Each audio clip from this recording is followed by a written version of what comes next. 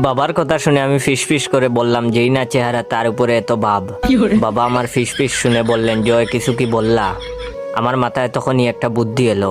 ভাবলাম এই সুযোগে কিপটা বাপের কিছু টাকা হাতিয়ে নেই।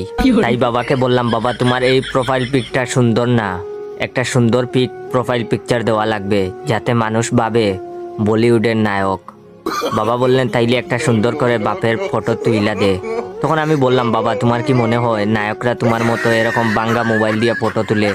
বাবা বললেন, তাইলে তারা কি দিয়ে ফটো তুলে? আমি বললাম, ক্যামেরা দিয়ে। তখন বাবা বললেন, এই ক্যামেরা কই পাওয়া যায়? আমি বললাম, কিনা লাগবো, প্রায় 2 লক্ষ টাকার মতো লাগবে।